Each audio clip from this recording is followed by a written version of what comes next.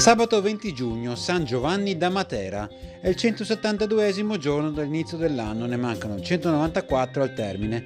Il sole sorge alle 5:22, tramonta alle 21:03. La luna sorge alle 4:45 e tramonta alle 20:22.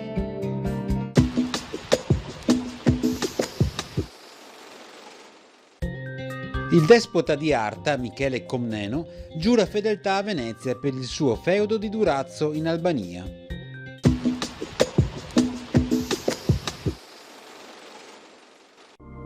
Le previsioni per domani: iniziale presenza di nubi medio-alte sulle zone montane, in successivo dissolvimento lasceranno spazio a condizioni di tempo in prevalenza stabile e soleggiato, salvo sviluppo di modesti cumuli durante le ore centrali sulle zone montane, precipitazioni assenti, temperature minime stazionarie o in locale aumento, massime in ulteriore aumento.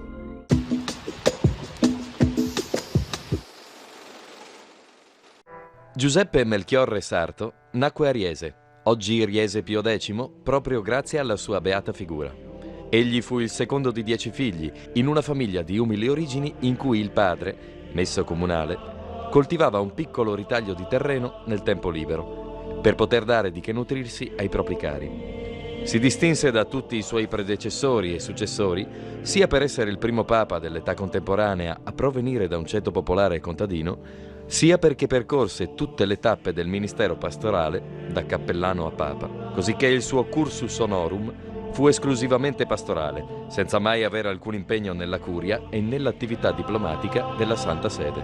Sin da ragazzo, Giuseppe dimostrò un'incredibile forza di carattere, tanto da sopportare con serena mitezza d'animo tutti i sacrifici imposti dalla condizione di povertà della famiglia.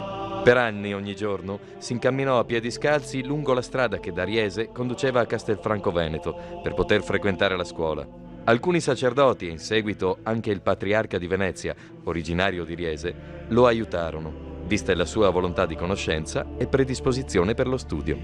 Presto gli venne concesso un posto gratuito nel seminario di Padova e vi fu anche modo di notare la ricchezza della sua persona, con un'indole equilibrata e predisposta all'amore verso il prossimo. In molti riconducono la tenacia e la straordinarietà della sua personalità alla figura della madre, che anche in circostanze tragiche, come la morte del proprio marito, rifiutò un aiuto economico per lei importante, pur di dare la possibilità al figlio di seguire la sua strada. Il Bepi deve seguire la sua vocazione sacerdotale. Così rispose agli amministratori comunali che si offrirono di dare al giovane Giuseppe l'impiego che fino a poco tempo prima era stato del padre.